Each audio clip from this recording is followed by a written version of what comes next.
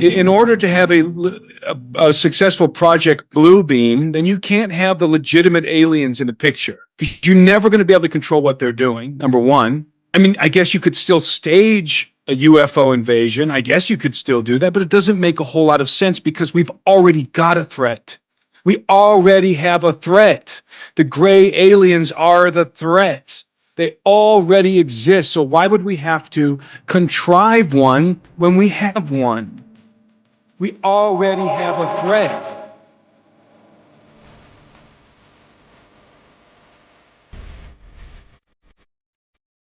The gray aliens are the threat. The gray aliens are the threat.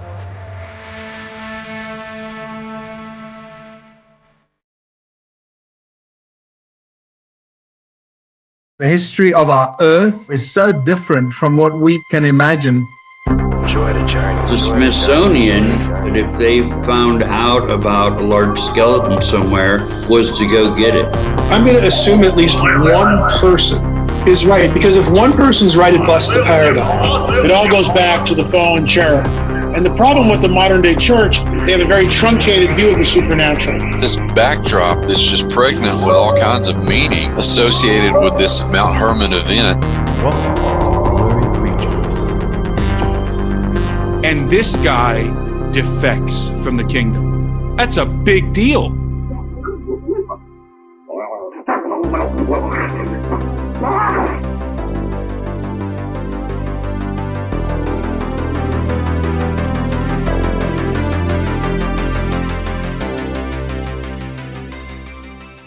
Welcome back to Blurry Creatures.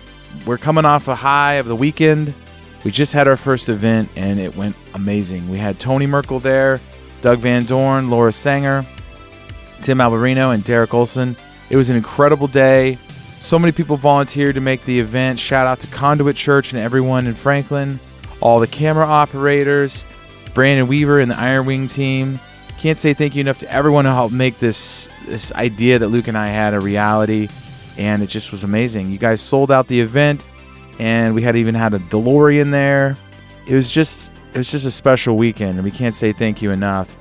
And Tim was there, and some of the stuff we talked about in this week's episode at the conference. If you still want to get a ticket, you can go to blurrycreatures.com, and you can buy a ticket and stream the whole thing. It was a whole day event, and the crew at Iron Wing worked really hard with multiple camera angles, and they spent 3 days there making sure that everyone would have just an amazing experience at home. So if you want to support them, go to blurrycreatures.com. And also, if you want to get tickets to our trip with Tim, going to Peru, end of June, go to blurrycreatures.com/members, become a member, and we'll send you a link to buy tickets. There are still a few tickets left, so we'll see you soon.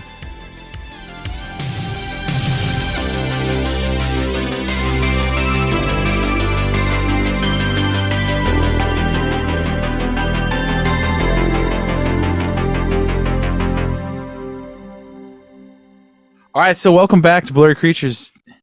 Tim Alberino. We got your name right. Don't worry about it. Right. Yes. You've been on the show. Timothy, yes, that's right. Now we're friends, so we can say Tim, but yeah, we have a lot to talk about on this episode. Sir Timothy is how I want you to refer to me from now on. Did you get I think I've gained that level of prestige. Pre-rolled. A little fun fact about Tim Alberino. You got married in the woods in a cloak. Don't call it a cape. Cloak. I mean, it kind of fit titles. This seems very fitting, sir. I did. I got married in the woods when I was. I don't remember. Hopefully, my wife doesn't listen to this. I was young. I got married in the woods in secret with my wife, and I was wearing a cloak, a gray cloak that a friend of mine, Jenny Thompson, bought me at a medieval fair. I was actually with her when she bought it for me. I was about to move to Peru at the time, and she thought it would be a good idea to buy me a medieval cloak to take into the Amazon, which seemed absurd at the time. But I've got to tell you, that cloak was excellent for keeping mosquitoes off me, which is very important when you're in the Amazon. So I actually ended up wearing it quite a bit. So I was this freakish gringo with dreadlocks walking around the jungle with a cloak and a machete. That's a true story. Did it come with like you could buy one, you get like a turkey leg or or something? I think we did eat a turkey leg out there, but that's awesome. As bizarre as it sounds, I mean that if you could go back in time and see me in the Amazon, that's the spectacle that you would have. God, sounds like as a gangly, tall fellow, young guy walking around in a gray cloak with a brown belt strapped around my waist with machete and a hatchet and dreadlocks and tall rubber black boots. Dude, this is quite the picture. Have you been to medieval times, Tim? You ever been there? Oh, man. No, I've been to several medieval festivals. Those are better. But never. You're talking about like the actual, like where you like it's like a banquet and then they joust and stuff. No, Yeah. I have never been to medieval times. Although I'm sure I would enjoy it very much. It's fake jousting, so I don't know how much you'd enjoy it. Yeah, it's funny because I made a joke about that during the lockdowns. I was like, if everything's closed, medieval times is closed, and there's something wrong. They need to be open during the lockdowns. During the plague, yeah, it seems pretty good, right? Yeah, I mean, they even closed their doors, so something's wrong. That's not what we're here for, though, Tim. Yeah, this is well, let me add in before we get this image of me in the jungle. You have to insert a pipe in my mouth too to complete the picture. That's we're right. done. All right, that's it. That's it. Hang it in the Louvre. This is incredible. Some artist listening to this is gonna draw, gonna make a painting. If you do, send it to me, please. I do need that actually. I do need that picture. I think we all need one. If we get 3 copies, hand numbered. Yeah. But so lots of people send us messages. They're like, you got to bring Tim on. You got to talk about all the weird stuff going on. We got trains blowing up. We got Chinese spy balloons. We got UFO reports, things being shot down. Very weird time. And I know you've been on a lot of shows, so thanks for coming back on Blurry Creatures and talking to us about what's going on. My grandma was turning 100 in the middle of all this, so I am not as up to date as I want to be. I was on airplanes the last several days, flying to and from. But welcome back. Tim, before we get into this, though, we have a little announcement to make, right? We do. Speaking of Peru, we're doing a blurry expedition. That's right. To Cusco, Peru. Let's go. So cloaks required? We're gonna get cloaks. Cloaks are required. Yes, cloaks are required. Cloaks and pipes. Yes. Dreadlocks and rubber boots are optional. No, but this is exciting, Tim. This will be our very first blurry adventure. No one better to do it with than the man that spent years in Peru. On the show we've talked about a ton of things that exist in this place, and you live there. In fact, I believe 3 of your children were born there. So this is like a second home for you, and this is a megalithic playground. Tell us a little bit about what at this point what the trip's going to look like, and and some details surrounding that. Yeah. Well, it's going to be a 5-day event, 6 days really, if you count the first day that everybody's arriving. It's taking place in Cusco, but we're going to obviously Sacsayhuaman, the most, in my opinion, the most impressive megalithic construction on planet Earth. It is one of the sites that I am highly confident was actually constructed by giants, and I'll talk about why I think that. And I don't think that all of these sites were constructed by giants, by the way, but I do believe that Sacsayhuaman was. For very particular reasons. So I will be elucidating those reasons live in Sacsayhuaman with this group who's going to be going with you guys. So we're going to be going to Sacsayhuaman. We're going to be going to seeing the amazing stonework around the old city of Cusco. We're going to be going to Ollantaytambo, where there is the most exquisite Cyclopean architecture on planet Earth is at Ollantaytambo. And then we're going to be going to Machu Picchu. And Machu Picchu is absolutely breathtaking. And the foundations of Machu Picchu are, of course, megalithic. And I will be guiding this group, me and my good friend, Andres Adasme. Andres Adasme is a Chilean guy. He speaks English. He's in my films, my new ones. And he's been on my team, on my expeditions in Peru. And Andres is a archaeoastronomer and an architect. An archaeoastronomer is an archaeologist who dates things based on the way that they are configured and aligned with celestial phenomena. And Andres is brilliant. He's brilliant. Andres lives in Cusco, and he's just full of knowledge about lost civilizations, megaliths, and so forth. So me and Andres make a really, really good team. This is really, I don't want to boast, but this is the best. This is the best Peru Cusco megalith trip you're going to get anywhere. Let's go. And I can say that confidently because of Andres, because of how good of a team me and Andres are together, and obviously because you guys are coming too. So it's going to be a lot of fun. We had so much too. Yeah. You know, all the things that we know. We just That's right. We're gonna get those two to play the Peruvian flute and lure the Peruvian Bigfoot out of the woods too, as well. But no. On a serious note, this is super exciting. We've never done anything like this. We get to go with our good friend Tim Alberino and tap into, as you say, the wealth of knowledge there. So this is really, if we're talking about once in a lifetime type trips, this has to go on the list alongside going to see some of the other wonders of the world. Peru is there, and Nate and I are super pumped. We're gonna offer this up to our members first. So first crack. That's right. This is limited size. We're not talking like there's not 400 folks coming to Peru with us. This is a sign up and get in while you can to punch your ticket to join us in June. It's going to be limited to 30 or 40 people. So it will be a more intimate group. And by the way, it's, we're staying at really awesome hotels, and we've designed this trip so that we have a lot of time to hang out and talk and, do whatever, smoke cigars, whatever. There's a lot of space in here for people getting to know each other. So I know that, you guys have a really tight knit community. You guys have, your members are very responsive because I think they want to get to know each other and really great people. So this is an environment. Listen, I've done this a few times. I've done this in Peru. I've done it in Sardinia, and I have lifelong friends from both of those trips because it's just an opportunity to get to know like-minded people. You get really adventurous, really cool people on these trips. And so it's going to be awesome. Awesome. We're excited. So there's three megalithic sites. If you want to get tickets early, just become a member. We're going to announce exactly when tickets are going to go on sale. We're just going to send that out to members first. So it's going to be a 24-hour pre-sale to all members. And we appreciate you, Tim, for letting us do that for members. Just another perk for membership here on Blurry Creatures.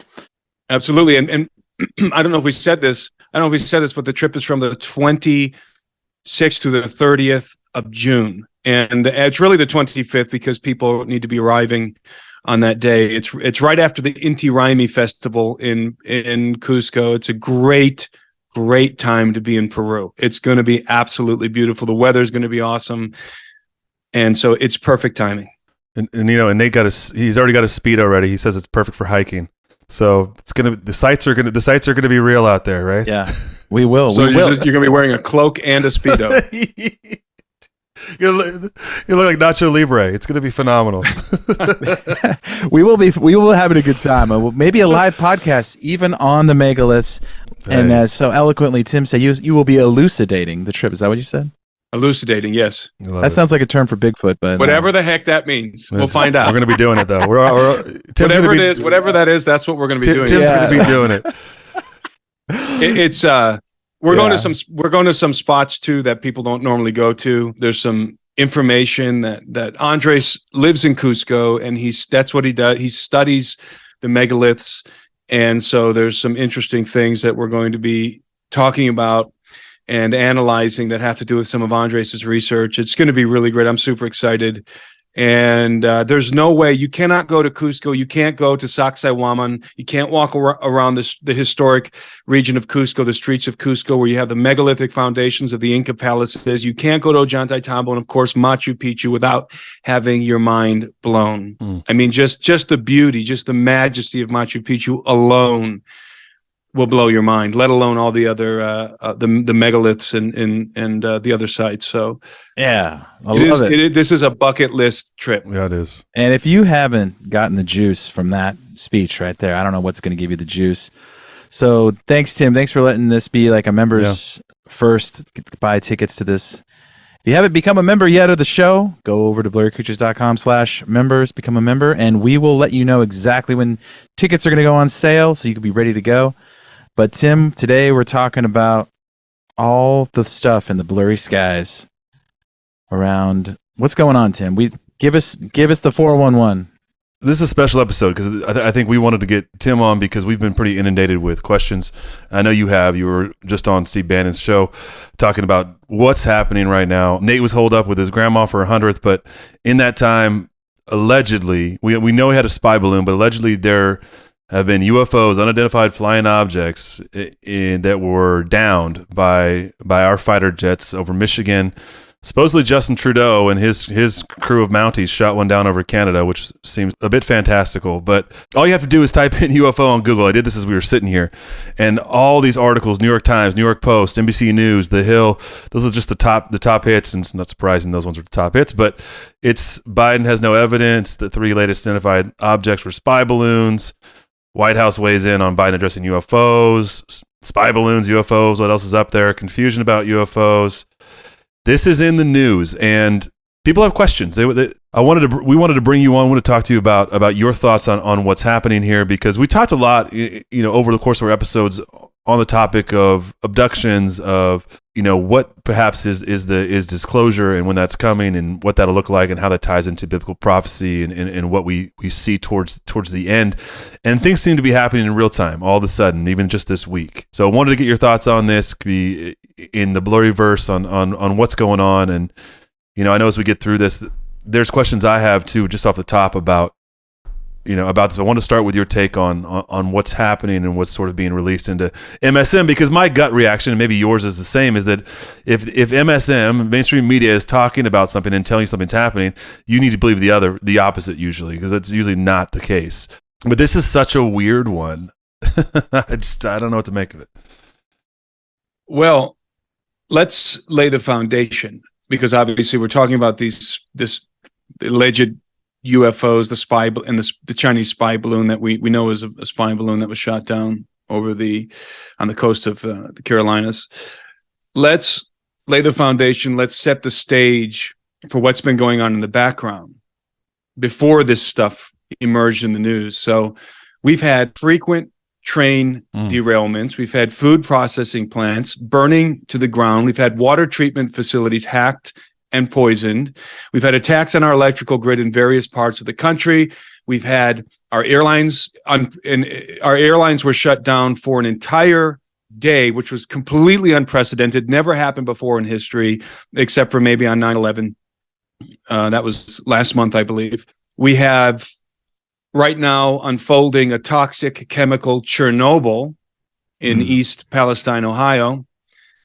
And now we have surveillance craft hovering over some of our most sensitive military installations, at least in the first case with the Chinese spy balloon. So what I want people to understand is that these quote-unquote UFO incidents are not happening in a vacuum. They're not isolated events. None of this is coincidental. So that's the background before we start talking about what these objects might be. That's what's been going on in the background. And let's also understand that the Pentagon is not in the habit of publicizing threats that it cannot deal with. Okay?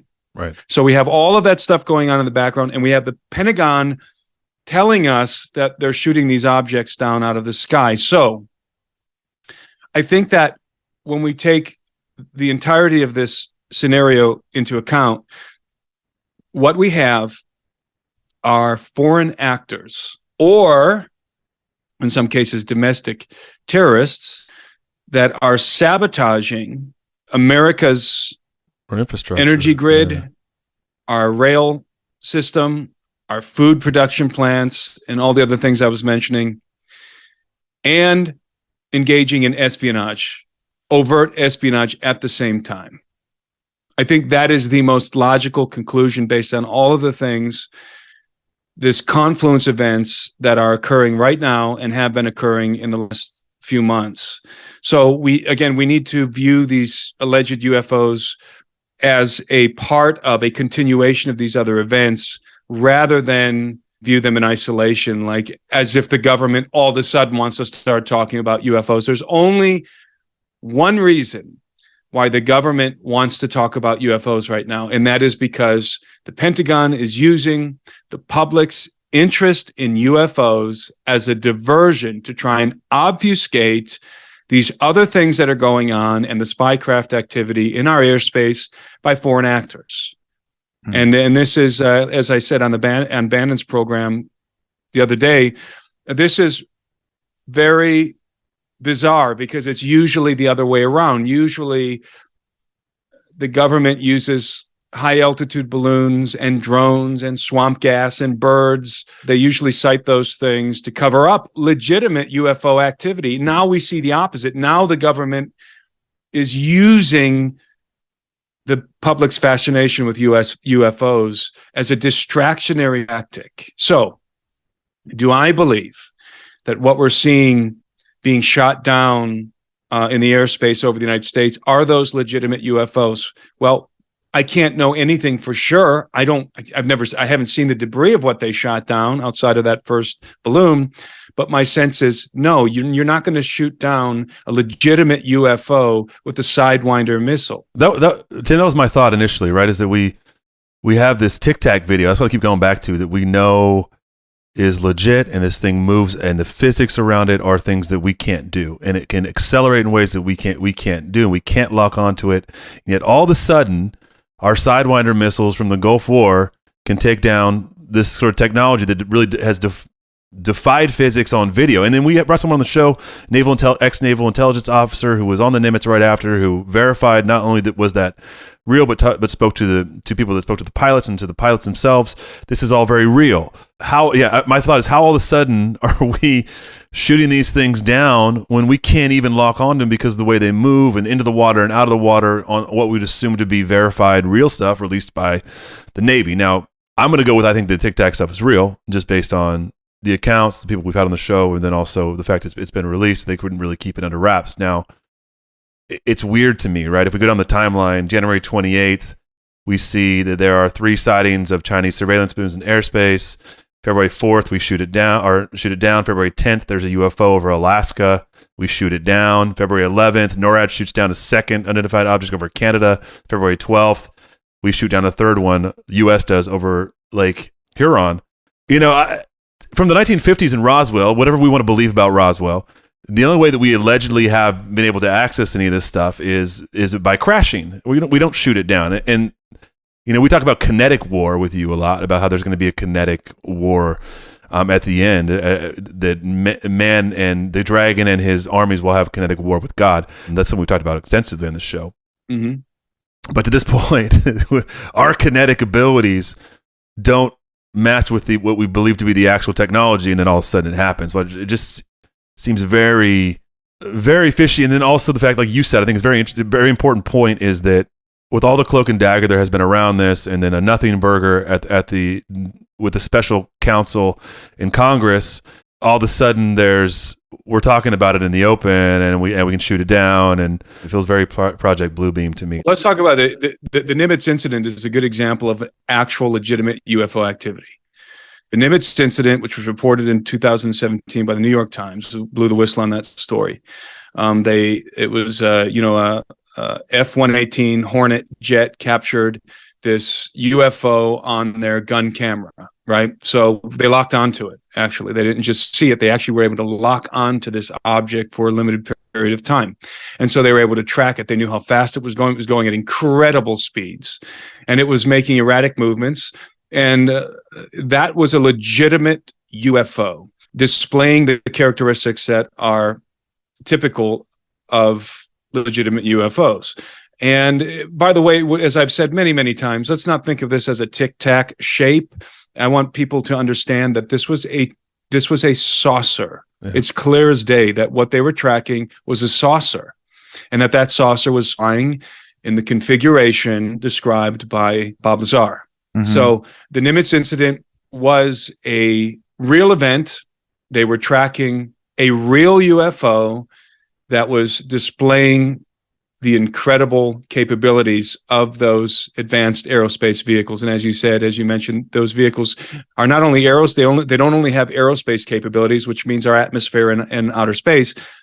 They also have underwater capabilities. So they're trans-medium vehicles. Mm-hmm. And the reason why, when you look at that tic-tac, when you look at the video of the Nimitz incident tic-tac object, you have to understand that what you're seeing around it, you're seeing an energy field, and you're seeing gravity wave distortion around the craft, exactly as described again by Bob Lazar. So when these craft are energized, they have an energy field around them, and they're distorting the space-time continuum around them. They're distorting the fabric of space-time, and so you get the contours become distorted. The contours are not a clean outline of a saucer. It's sort of a blurry, misshapen outline, and that was a saucer. Okay, so compare that to what we're shooting out of the sky with Sidewinder missiles, old technology, really, and not only one, but multiple occasions that we're shooting these things out of the sky.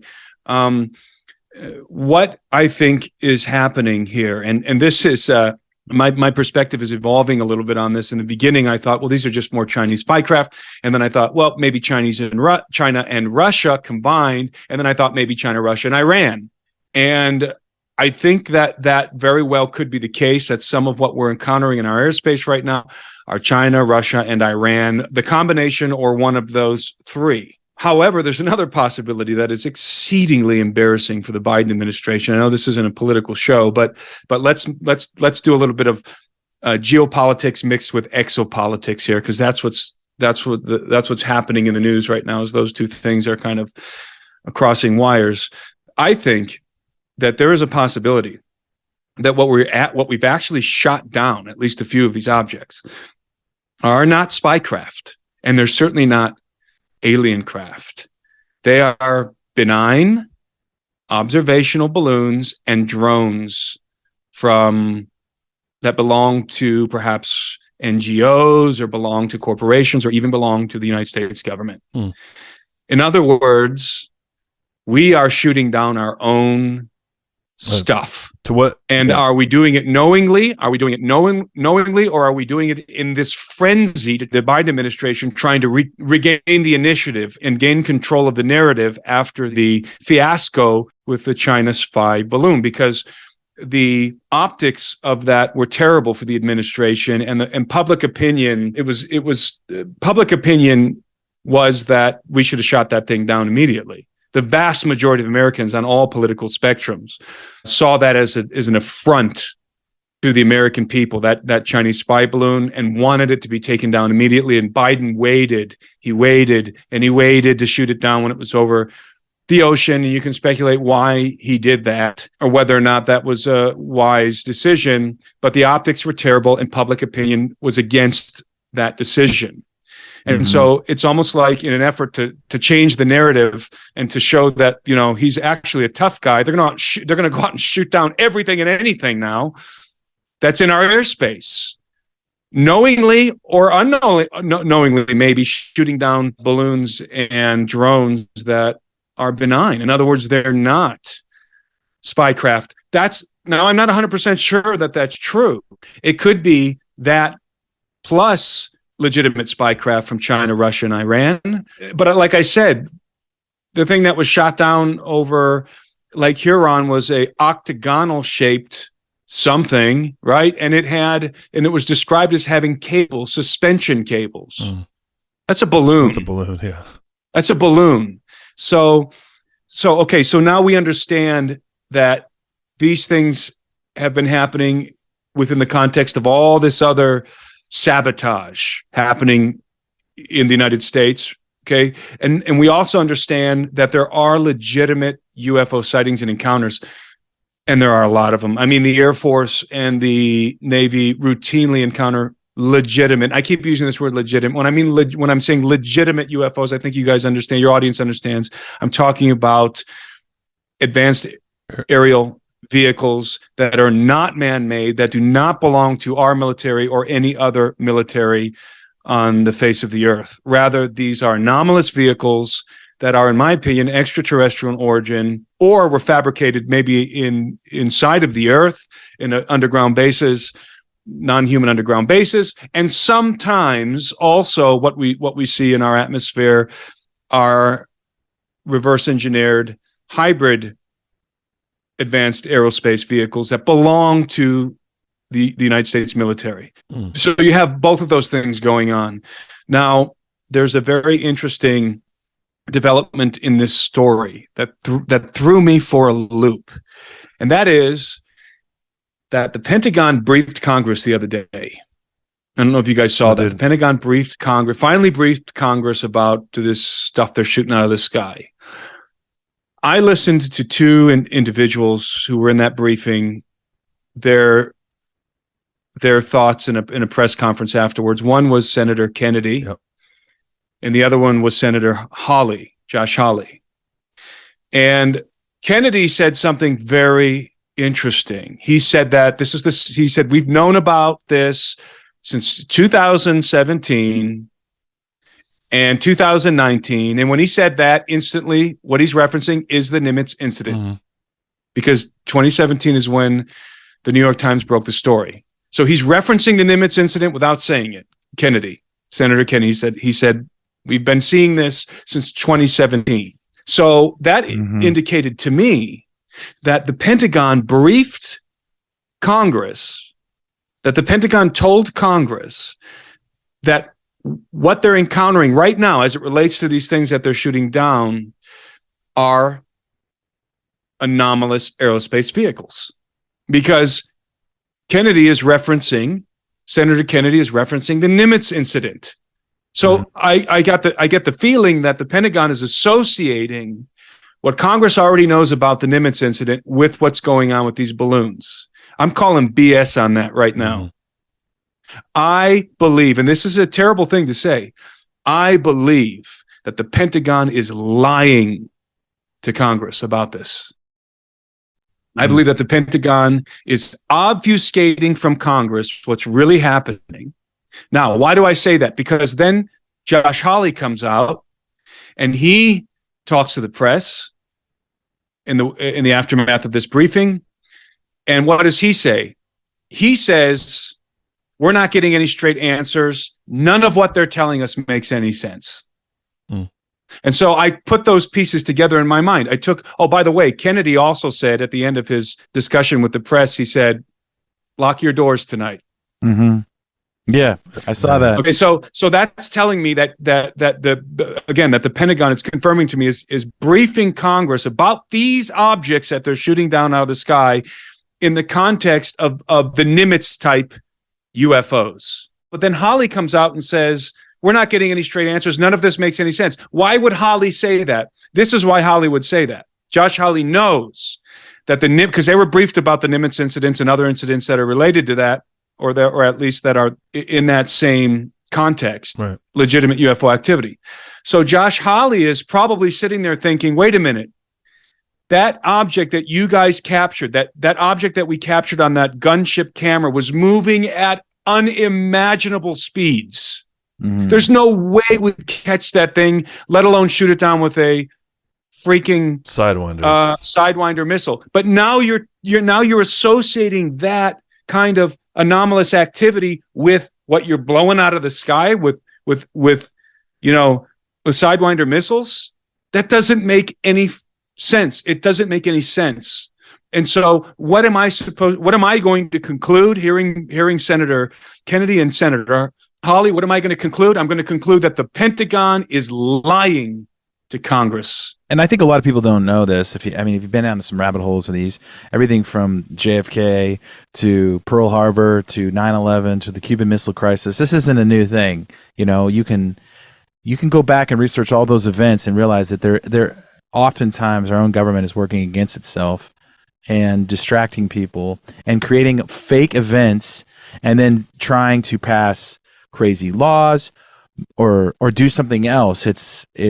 It seems like there is this whole shadow government that's acting outside of, even Congress most of the time. So, we don't really get into that a lot on our show, but I've been down a lot of those rabbit holes, and they do this all the time.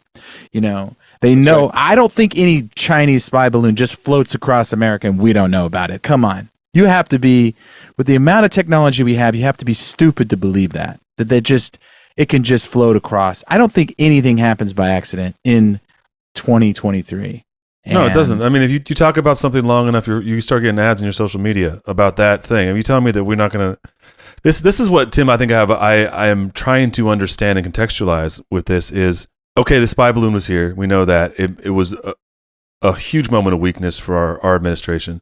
Why default to this? Because it feels bigger picture to me than just like we're trying to recover face because we got egg on our face from the Chinese because we have a weak leader that didn't act accordingly. So now we're going to shoot down this other stuff. I mean, I see that how that's beneficial, but to jump from there to this UFO thing since Roswell, there's been denial about all of this, and of course the 17, the Nimitz stuff, right? Things have started to it's the ships of the leaky. Things are coming out of it. But why all of a sudden go full into it, where MSM is covering? MSM hasn't acknowledged anything before 2017 as legit.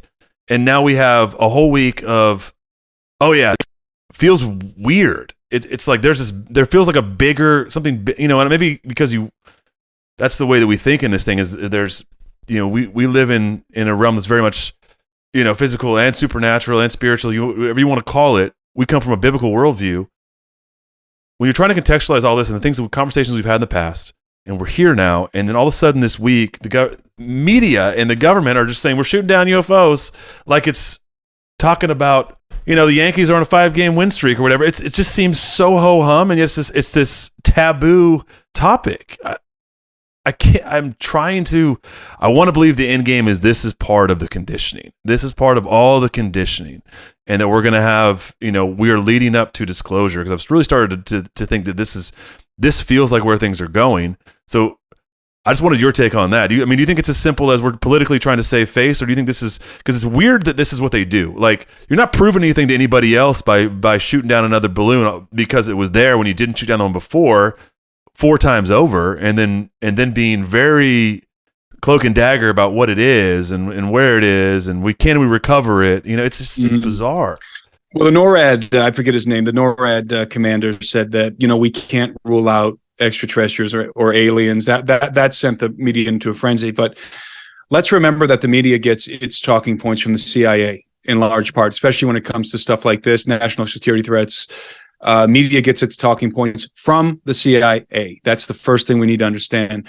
This is a very convenient excuse for the Pentagon to conflate the UFO topic with things floating around in the sky. So what they're doing, and it's very, very clever. I think that this is a high-level PSYOP. This is a high-level operation, psychological operation coming out of the Pentagon and perhaps even out of the NSA or even the CIA, to take the legitimate topic of UFOs, UAPs, right? That's been sort of entering into mainstream media, especially through Tucker Carlson. And these individuals these media personalities are covering the topic in a very responsible way. And so this was a perfect opportunity to throw a wrench into all of that. Notice that they're saying right? UFO and not UAP, by the way. So they're taking the term UFO, which when you say UAP, like we were talking about, I think on your show before, it could be anything. It could be lights in the sky. It could be strange atmospheric phenomena. It could be anything. But UFO is very, very specific in the zeitgeist of the 21st century. UFO is a flying saucer or a craft, anomalous craft that is at least very possibly could be of extraterrestrial origin. That's the zeitgeist. And so they're taking that terminology and they're throwing it at these objects that are just hovering 20,000 feet that they can blow the sky with Sidewinder missiles. So what they're doing is they're totally and utterly conflating the topic of UFOs. And they're doing it purposely so that people will roll their eyes and they'll stop thinking about advanced aerospace vehicles that could be extraterrestrial in origin. And now we're thinking about whatever junk is floating in the atmosphere, balloons, drones, whatever, that's UFOs. So I think that we're seeing a very, as I said, clever psychological operation, taking advantage of this situation with the optics, the bad optics that the Biden administration was dealing with, taking advantage to try and remediate that and repair that, and at the same time do some propagandizing and some conflating of the UFO subject, and it's working. I think it's working. I think it's having a great effect. So now when you hear the term UFO going forward, when the media says UFO, because they've used it so generously over the last week, so repeatedly, when you hear the term UFO, it's now benign. It's benign. Could be anything. UFO, balloon, right? Drone.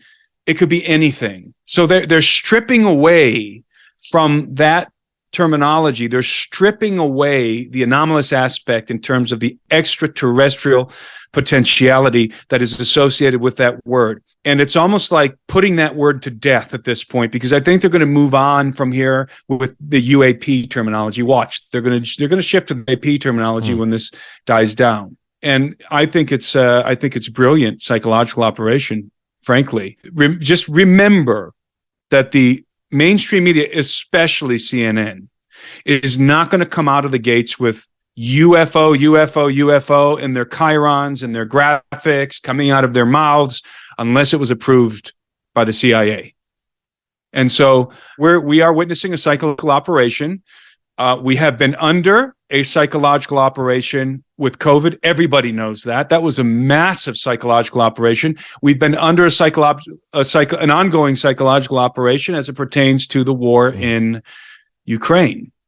We were never told anything even resembling the truth about Ukraine and Russia. We were all led to believe that Ukraine was going to emerge victorious and that they were kicking Russia's butt, when in reality the opposite was true, always has been true, and Russia is about to annihilate what's left of the Ukrainian forces. And that's another element of why all of this distractionary tactic around UFO. So keep all of those things in mind. Now, I have not definitively said that I know what it is that we're shooting out of the sky. I've just given you a bunch of options and tried to give you the background, the context for everything that's happening. But understand that the United States is under attack. As I said at the beginning of this conversation, that we're seeing all of these derailments, train derailments. I think there was just another one yesterday. We're seeing all of these food processing plants burning to the ground, and the chicken feed that seems to have been manipulated, poisoned perhaps, that's causing these chickens basically to be sterile, not to be able to produce eggs.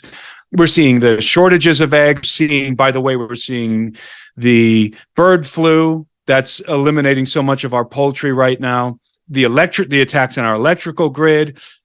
Please do not forget that unprecedented event that happened with the airlines being shut down. It only happened in recent memory during 9/11. That's the only other time that we've had like a complete standstill, a stand down of aircraft activity. Well, we also in our airspace. We also saw a couple of days ago all the downs of all the websites and financial systems. There was a whole bunch of websites that went offline. So it wasn't just that. That's correct, and that's. I'm glad you reminded me of that. That's correct. So we're seeing hacking taking place of some of these financial institutions, and again, the biggest story right now, I would say, the most tragic thing happening right now is that toxic chemical spill in East Palestine, Ohio, which is devastating. I mean, I'm telling you, there's going to be so much cancer. There's going to be so much cancer, not just in the immediate area, but east of that toxic plume and leaking into the groundwater. It's a cancer bomb.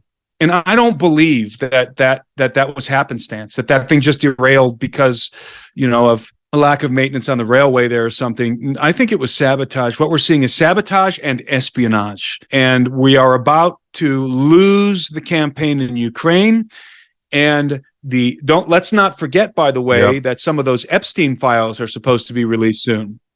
So let's just say we have this crap storm that's surrounding the White House right now, and it's not going to get any better. And so what do administrations need when they are in this kind of a scenario? Crisis. They need a distraction.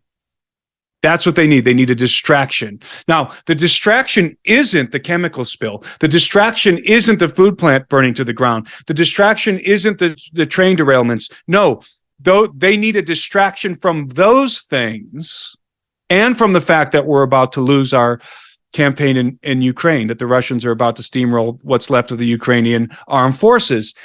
All of that is really, really bad, not just for the administration. It's bad for the globalists, and it's bad for the military-industrial complex. So we need a distraction. That's always the case. The distraction buys the administration time to rewrite the narrative, to redirect the narrative, to regain the initiative as it pertains to getting in front of some of these things. So I think just geopolitically, thinking in the geopolitical space, that's what we're looking at. This is a distractionary tactic. Now, if we switch, go ahead. Well, I was going to say, so I mean, do you think all of these things are red herrings, or do you think that there might have been some actual UFO activity? Because say we do have some actual UFO activity. Obviously, you said in the episode, and we've talked extensively about it, that nothing comes out by accident. They don't tell us things by accident. Most of the time, this stuff's covered up. They don't want us to know about the UFO activity. Legitimate ones like the Nimitz episode, and we did do a bonus episode about that with an actual Navy chief who was on the plane that day. So if you haven't gotten that episode, go back and become a member, and you get that episode. And we did over an hour with him about what the pilots saw that day. But are there any legitimate UFO is there anything mixed in? Because it seems like sometimes if something was like to happen like this, wouldn't the government throw out a bunch of random stuff to try to cover it up so they could figure out how they want to spin the story? Is anything? That's just what I was about to say. I was about to pivot from the geopolitical analysis to the exopolitical analysis, meaning let's now talk about these scenarios that are unfolding in the context of legitimate UFO activity. So I think there may be an element of that going on as well. Not to say that what we're shooting out of the sky has anything to do with actual UFOs. Rather, as you all are well aware, I believe that we are facing right now, and have been for decades, a grave threat from a particular faction of alien beings called the Greys. And that threat is ongoing. It is an integration into human society with advanced alien-human hybrids, as we've talked about in the past, the breeding program. It's also a continual infraction of our airspace. These craft have, and whether it was the Greys or not, legitimate UFOs have in the past deactivated our nuclear silos, have hovered above our secret military installations. I want you to think about that. Here in Montana, up near Great Falls, we had decades ago, we had a saucer or a group of saucers, I can't remember the exact details, actually deactivated a nuclear silo. Deactivated the warhead. Okay. Why couldn't we shoot that down with Sidewinder missile? If we're going to shoot anything down with the Sidewinder missile, wouldn't it be that craft that's hovering above one of our most sensitive facilities and turning it off? My God, you would think that we'd have 100 jets scrambled to take that thing down. Why didn't we? Because we couldn't. We couldn't catch it. It probably disappeared and disappeared off the radar. Took off at unbelievably, at an incredible speed, such a velocity that we would have had no idea where it even went. So in other words, we didn't shoot that one down, and that wasn't the only incident. There's been incidents like that. This happens all the time. The Nimitz incident, Nimitz incidences happen all the time, constantly. And so that is also in the background. And that is going to come to the foreground at some point in time. And I would like to, with the remaining time, I would like to address one of the things I'm hearing, and I'm sure you guys are hearing it the most from people in your audience, and I'm certainly getting emails about it all the time. And this is actually a popular narrative now on Twitter, even on InfoWars. I saw a report today on InfoWars about this. I would like to talk about this idea that there's going to be a staged UFO threat, a staged alien invasion. Project Bluebeam. Yep. Project Bluebeam, and maybe a holographic. Yeah. Because that's what Bluebeam really was a holographic alien invasion, a contrived alien invasion. And that is a topic that keeps getting conflated with everything else. It keeps getting thrown in there. And I think it's important to address that. No, Tim, I really wanted to get in. I'm glad you brought this up. I really wanted to get into this because I think you're right. A lot of what we're hearing is people talking about Project Bluebeam. I actually brought it up at the top of the episode because that is a conspiracy theory. Is that I can't stand that term, but it was a theory popularized in the 90s, the 80s, early 90s, and we're an 80s show, so it fits. But it's kind of risen up again, and as you pointed out, that theory hypothesizes that there'll be this holographic fake UFO invasion that will bring about a new world order, one world government. And there's a lot of interesting quotes from like people like Wernher von Braun and some of these less than savory characters that were a part of NASA and part of the military industrial complex and part of some of these shadow projects that sort of give a lot of this credence. So I think this is important to address because this is getting interwoven into this. And I know I have a good idea. I think where we're going to go with this, but I think this is something that needs to be discussed. Yeah, this is the topic that keeps coming across my desk that I see on social media, and it's being propagated by, I would say that a lot of Christian people default to Project Bluebeam because in their minds, there are no such thing as extraterrestrials or aliens. And so all of this has to be some kind of these have to be government craft. So if there's advanced aerospace vehicles flying around out there, they must belong to our government. They must be man-made. And therefore, the government is about to stage a fake alien invasion, either using some kind of a holographic technology or just bringing out the craft that they've developed in secret through Project Paperclip, through the activities of the black projects, the aerospace companies. And this is the conception that's what the government's gearing up to do. Now, there's a fatal flaw in this whole Project Bluebeam argument. The flaw is that there are aliens and that they are abducting people and that they are flying around in advanced aerospace vehicles and our military is encountering them and engaging with them already. Yeah. Mm-hmm. So that's the flaw. So in order to have a successful Project Bluebeam, then you can't have the legitimate aliens in the picture because you're never going to be able to control what they're doing, number one. I mean, I guess you could still stage a UFO invasion. I guess you could still do that, but it doesn't make a whole lot of sense because we've already got a threat. We already have a threat. The gray aliens are the threat. They already exist. So why would we have to contrive one when we have one? And this threat is much more dire than a UFO invasion, a bunch of UFOs showing up and shooting at our, having firefights with our aircraft. This is a threat that is much more insidious, as I've said many times on your show. This is a species. This is a faction of entities that are integrating themselves into society via hybrids. We don't need a manufactured threat. So if they want to do a Bluebeam type operation, all they have to do is disclose the actual threat. And that would freak everybody out. Like Senator Kennedy said, lock your doors tonight, or whatever it was that he said. What's that going to do?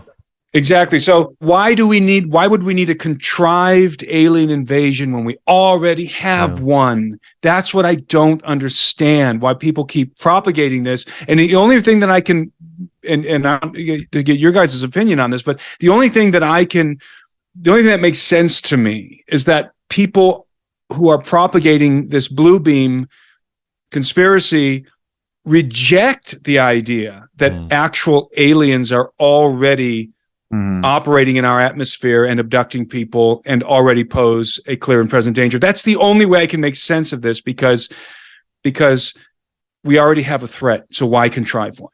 What are your thoughts?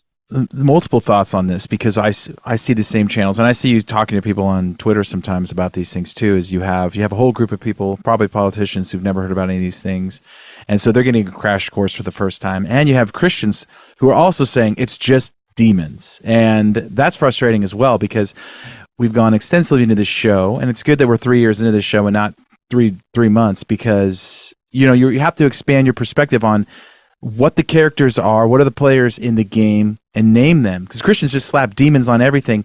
That's not helpful either. And people are sending videos out that are like, oh, look, you can make drones do LEDs. They can look like anything. And I'm like, do you even understand? People are making the dumbest arguments. Do you even understand how much manpower it would take to stage a fake alien invasion? We're talking an organization, a strategy that's beyond the scope of humans. Humans couldn't put that together. It's just too many things to have to go all at once. You know what I mean? Like, some of these arguments are silly. I think there are aliens, there are demons, they're different things, and we need to talk about it, right? Absolutely. And the aliens or demons thing, yeah, that definitely comes into this equation. But what people fail to realize is that you cannot conceive of a threat that is greater than the one we already face, that we actually face. When you talk about alien abductions, just like you said, yeah, you can't lock your door. That's not going to do you any good. Yeah, you can't run for the hills. You can be abducted from anywhere at any time. Imagine if the government wanted to use that reality to control everybody with fear. It's right there for them, and it's real. It's real. And so why would they sidestep that for a contrived threat? And they're still having to deal with disclosure, by the way, over here with the Greys and all of that. That's not going to stop happening. So why would they contrive another scenario and have two sort of dueling threats going on, one legitimate and one illegitimate, one real and one contrived? And like you said, it would take so much manipulation and manpower and technology to sustain this theater of an alien threat. Mm-hmm. They don't have to do any of that. They just have to let people know just enough about the real threat to freak them out and control them through fear. Mm-hmm. And they can achieve all the same things. And this is exactly what I believe is going to happen at some point. The government is going to disclose, not just ours, but governments around the world, perhaps even, it may even come from the Vatican, I don't know, or the United Nations, but at some point in time, the government will have to deal with this threat, because I believe that it is, well, they're going to have to deal with it because it's becoming more and more hostile. The posture, as I've said many times on your show, the posture of the UFO phenomenon is becoming more aggressive and more hostile. What do I mean by that? They're buzzing our fighters. They're hovering over our bases. They're purposely flying around our battleships. That's what I mean. They're not shooting at us, as far as I know, but they're definitely coming into close proximity. And if they're coming into close proximity, they're doing it on purpose, because they don't have to. They're doing it on purpose. Do you think like some of the, it's like, if you think about this like a gang faction, you have the guy in the city who's talking to the higher ups. I mean, if it's up to them to decide when they want it. It's not like human beings are going to be in control of disclosure. It's going to be these entities, if they are communicating with some of our world leaders some way, shape, or form. It's not like humans are going to break the story. Exactly. Like aliens are going to do what aliens, alien going to be alien. And humans are going to try to spin it. That just makes more sense, because to me, so are they already in cahoots with some of our world leaders, you think, and figuring out how to break this? I mean, I don't know. I tend to believe, I'm leaning towards believing the accounts that I've heard going back decades of underground bases in which human beings and gray aliens are working in the same facility. Yeah. Now, I don't have any proof. That's total, complete conjecture, speculation, 100%. But something in my gut tells me that there's some truth to that. So are there factions of our government or other governments working directly with the Greys for some reason? Obviously we've talked about the Greada contract, Edwards Air Force Base, Eisenhower, and the alleged deal that was made. And I do believe that is actually, I think there is some anecdotal evidence to suggest that was real. Eisenhower's granddaughter, for example, to this day swears that was a real event that actually happened. So that's in play. Yes, that's very much in play, that scenario. And let's not forget that the Greys are not the only faction involved in all of this, because what I was going to say before, and I jumped the gun on it, What I was going to say was that eventually, I believe it's my opinion that we are going to be told in some fashion about the gray alien threat, and this is a threat which against which we have no recourse. We can't shoot nuclear missiles, at these things. We're not going to take them down with Sidewinder missiles, obviously. I do believe we probably can take some of them down with directed energy weapons, or perhaps some kind of weapons involve sound, black project type stuff. And I think that maybe we can have some degree of success every now and again in taking one down. If it's all-out war, we need Randy Quaid. We need him. Yeah. I think we're screwed. We're screwed if it's an all-out war. So we're going to be facing a situation in which we have no capabilities that can contend with the advanced technology of the Greys, and we are going to need help. And I believe that it is in that scenario in which the great deception of biblical fame enters into the equation, because the ones who come to help us are going to lead mankind into kinetic war with God ultimately, that it's going to be the hybrid son of the dragon, Apollo, and his consort, who will show up to deliver us. I've said that ad nauseum on your program and other programs. So I think that's where this is heading. So we don't need a contrived threat. We have a real one that would suffice if they want to go that route, if they want to do their world government and to consolidate power consolidate the military prowess of all of the nations on the globe and completely lock down the citizenry and implement all of the mechanisms of control that the elites want. They have in their hands, and they have all the proof, and they have everything they need to achieve that through the actual alien threat. Yeah. And that's not to say that Project Bluebeam wasn't a thing. It's right. Just it's good point. It's a human idea, or it's a human strategy, and some of these agencies came to light that, oh wait, this is way beyond our control, even though that was maybe a thing they were trying to pull off. It's not like it's this.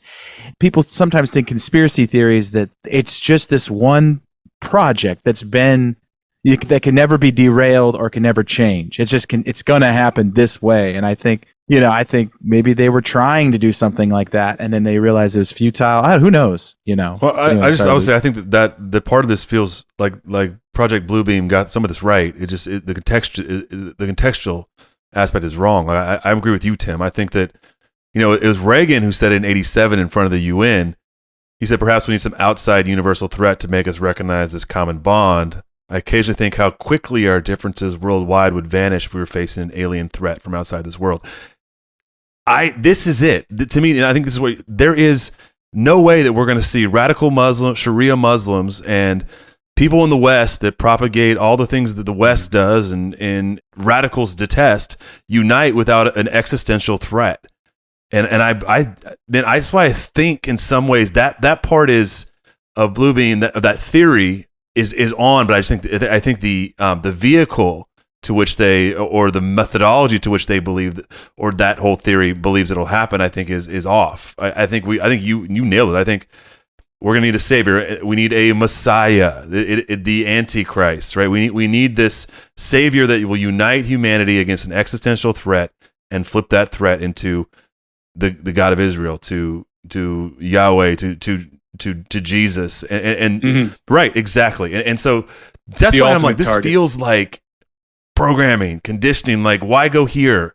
And I think maybe it is multifaceted, and maybe there is a bigger picture, but it just feels like it's like a. That's a good point. Maybe they are gearing up toward announcing the actual threat. Right, that could be part of the equation here. So you could have that That's why I said you have geopolitical considerations and exopolitical considerations. Exo meaning the aliens. So, and when you mix these two together, you could very well have a scenario in which the Pentagon, or let's supersede the Pentagon, the dumb state is beginning to condition not just American citizens, but condition the citizens of the world that indeed there is an extraterrestrial threat, and just sort of throwing it out there, hinting it, preparing us, conditioning us for the announcement of the actual threat, the extraterrestrial threat, gray aliens, and the need for global cooperation to address that threat. And I would think, the timing is a little early in my opinion for this.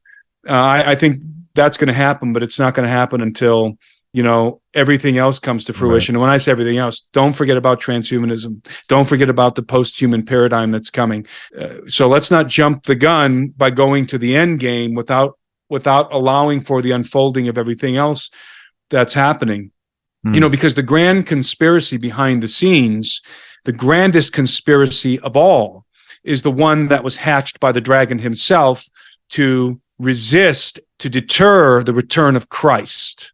That's the grandest of all conspiracies, and thereby forestall his own fate, meaning the dragon, which was, of course, pronounced all the way back in Genesis 3. So that is the ultimate conspiracy. That is where all of this is headed. As I always say, the end game is Armageddon. That is the end game, and it's not about Israel. It's about Christ returning to the earth to once and for all destroy the dragon and to destroy the beast and to set up his kingdom. That is the final event. And so all of these other things are building towards that event. So in summation, you're right in saying, Luke, that or was it Nate? I think both of you guys were addressing this, that Project Bluebeam, I think, is real. I think there was a Project Bluebeam and probably still is a Project Bluebeam on the books, but it's no longer necessary. You have to remember that Wernher von Braun probably was not completely aware of the abduction phenomenon and of the hybrid program in the way that we are today. Why do I say that? Because, because if we remember that conversation we had about alien abductions a number of shows back, the government in the early days, 60s, 70s, 80s, and even into the 90s, in the early days, the government was abducting the abductees. So an abductee would be abducted by the Greys, and then the government would come and abduct the abductee to try and figure out what the Greys were doing. And we're implanting these abductees with their own devices to try and track them. So the U.S. government, the military intelligence, whoever it was, the dumb state, was abducting abductees to try and figure out what the Greys were up to. What does that tell us? That informs us that they didn't know exactly what was going on with the program, what the Greys were doing. So there's no way that Wernher von Braun could have known that the Greys were actually engaged in this program that we didn't figure out until probably the 80s, really. I mean, I would say the 80s is when our government really started to wake up. And there's reasons I say that, wake up to the reality of this hybrid program and what the Greys are actually up to. So maybe at that point, Project Bluebeam was shelved. Like, hey, guys, we don't need a contrived threat anymore. We got one. You want it? It's here. Yeah. So that would be my thought on Bluebeam. Again, it's not that Bluebeam wasn't a real project or isn't a real project. It's that it is no longer necessary. Yeah. I agree with that totally. And I think we've talked a lot on our show about how, Satan is just obsessed with sort of getting the glory, being like Christ, the twisted gospel, and he's the chaos in this whole story. And I think we talk about that a lot.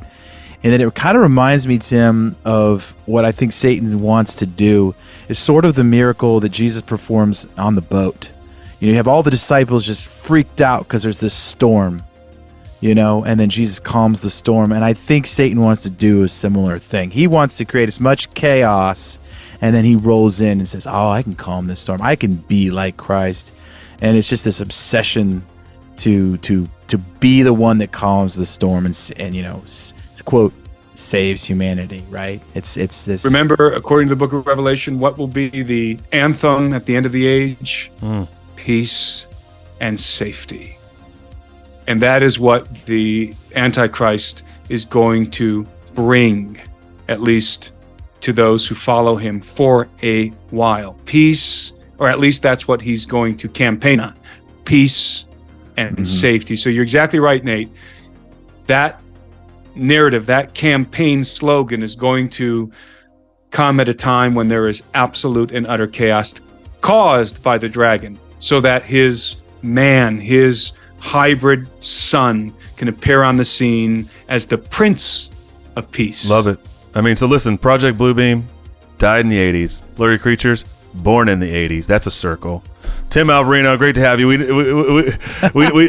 know you need to go, so we're grateful to see you. Can't wait to see you at BlurryCon. Again, remember, Tim is putting on the first ever Blurry Creatures expedition. We're going to Peru with Tim in June. We're going to offer the first shot at tickets to our members. So if you're not a member, become a member.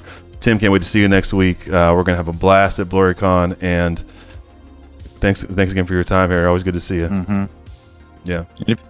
Yeah. And looking forward to it, gentlemen. And if you can't make it and you want to see the show, you can go to our website and get a streaming ticket. We're going to have a multiple camera crews there filming it. It'll be a little more interactive than just setting up a laptop and hitting record. But can't wait to do this live at the Tim. At the show. And cloaks. In cloaks. We will be in Wayne's World. That is don't true, worry actually. Party on, Nate. Yes, sir. Party on. Alrighty. Tim, we'll see you soon. Party on, Luke. Hey, holler when you get to town. Let us know Tim. when you get here. See you We'll guys get together. Yep. All right. All right, man. See you guys. Later. Thanks. All right.